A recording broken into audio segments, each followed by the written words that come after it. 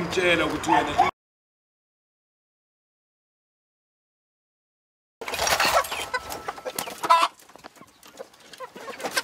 banka phili.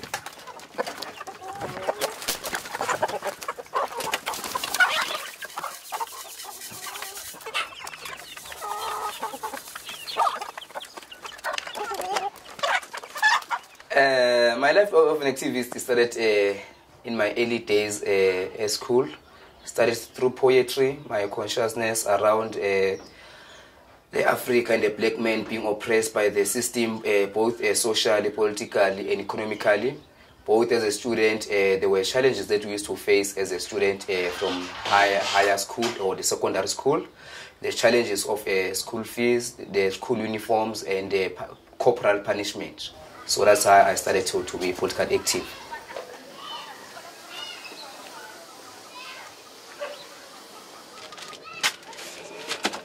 This is the house where there is no access to electricity at all. So the only form of energy that is there, it is through the paraffin stove. Compared to the world-class countries that are developed, we only see a candle on special occasions when there is a special dinner, but here it's our basic source of light, you know. I'm so sad for winter because winter time. What I do, I normally go to the old coal yard where I dig up the leftovers of the coal, and then I dig the clay soil. I mix them with water together.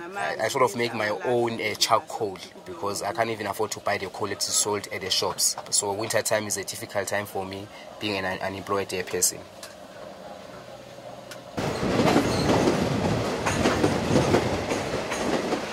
Yeah, we're at Kliptown train station, a main power supplier box. So we connect from here and they go through the wires and to supply the shacks in the community. Normally there are people who are saying no, there is a so-called illegal connections or illegal electricity. There is no illegal electricity. Electricity is not a privilege. It's a right that everybody must have. And I'm proud with the Kliptown, the way the community have connected electricity for themselves. Because energy means power. It means if you can't connect electricity for yourself, you have no power. So people have exercised their power because the government had failed them long ago to provide them with electricity. But people have taken steps. And if the community does not have energy, does not have electricity, that community is oppressed. We cannot continue to have the women cutting down the trees, you know, trying to make fire to cook, hence there is electricity that they must access. The prices of a fuel, the paraffin, is very expensive, and the majority of our people are not working. So what do you expect them to do? We need to produce young intellectuals, academics. Do you expect them to study with a candle? No, it's not possible. Here we are at Freedom Park. It's still around the city of Johannesburg. And if you can look behind me, there is a solar geyser. This it uses the solar energy. It does not use electricity. Most of the people who are in Kliptown could not afford to pay electricity.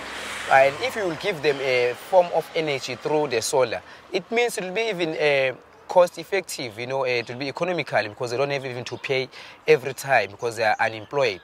Now today, as I've said, that there is a people's power protest against the usage of nuclear.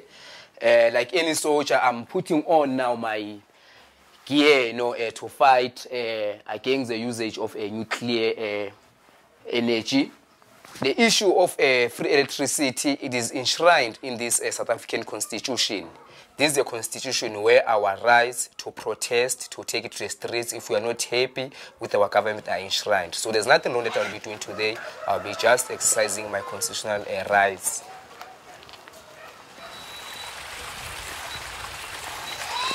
It is unfortunate that we, as the poorest of the poor, we are always being used as a dumping site of the rich, of those who have. This is an area where the normal human beings are living. The same people who are living in this community, they have no access to sanitation. But hence the sewer from the hotel and from the other developed areas, it is being dumped next to them. And it is even actually affecting our children in terms of health. That is the reason why I'm saying today I should really fight for environmental justice and make sure that Kliptown becomes a developed area in our lifetime. Njani ma? Zokuthengela umshini. Marwa umshini zobe sengilobola ngawo ke. What the old woman is saying is that when she was back from her cousins in Sebokeng, she found a house burnt. There was a fire that was set up outside here. So, because maybe it was wind, she suspects that the ashes were blown by wind, and then they came inside. And because this is a shack, it's not a proper house, so they managed to get their way inside. And that's how most of the item, the valuable item that she has, they caught fire.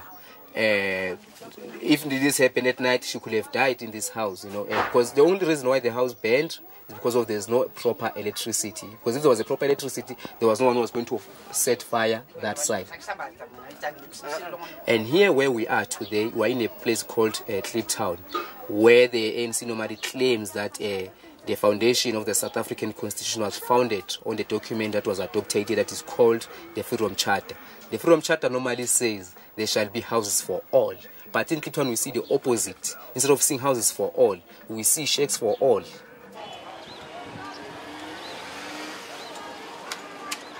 So as well as these young electricians or energy activists are connecting for us, they as well run a risk of being arrested, you know, by the police, because we are being told that we are stealing electricity, and the corporate world, for instance, in the hotel here, and there are shops around here in Kliptown, they are saying that when we steal electricity, we are causing them to pay more.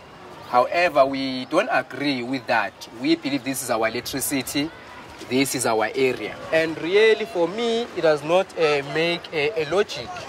When we'll be having a 4-star hotel, just a few meters across the railway line, we have an informal settlement that does not have electricity. So if these people don't have access to electricity, let them go there to the hotel and connect for themselves.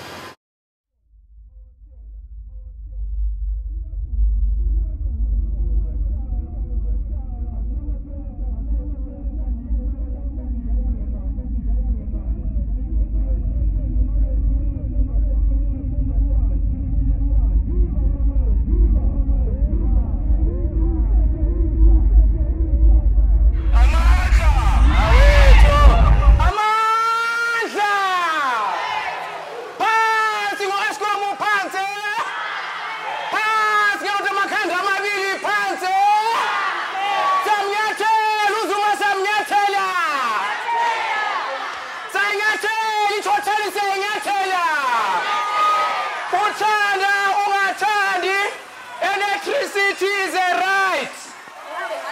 Comrades and Tanje, as a Kliptown concerned residents, we join this march to say, forward to the green energy, away with the nuclear, away. People before profit. People before profit.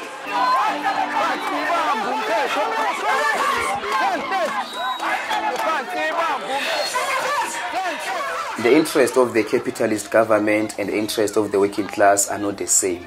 We need a regime change. We need a government of the people, by the people, that will prioritize the needs and the interests of its own people first. Those who are building schools, their kids have no access to schools. Those who are building hospitals, when they sick, they have no access to the healthcare facilities. It is the same people who are building the power stations. But when going back home to their places where they stay, they have no access to electricity. So really, we need to fight, you know. And I won't give up, by the way. I'll give up the day I'm in my coffin. That's the day I said it's enough.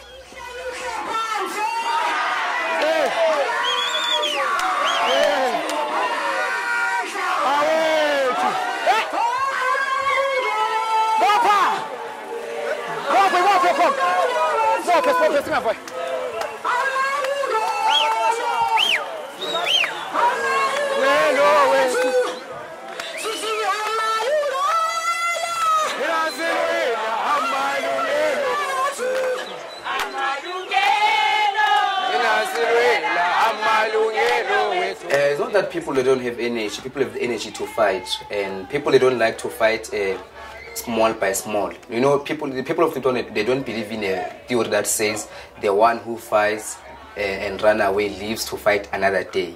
Normally, the people of Kliptown, when they fight once and for all. So that moment is still coming. You know, the way we've seen even the riots taking place in Egypt. The Egyptians didn't fight every day.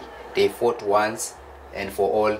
The oppressive regime of Egypt was down. So is what I'm expecting with the Kliptownians, the South Africans and Africans in general.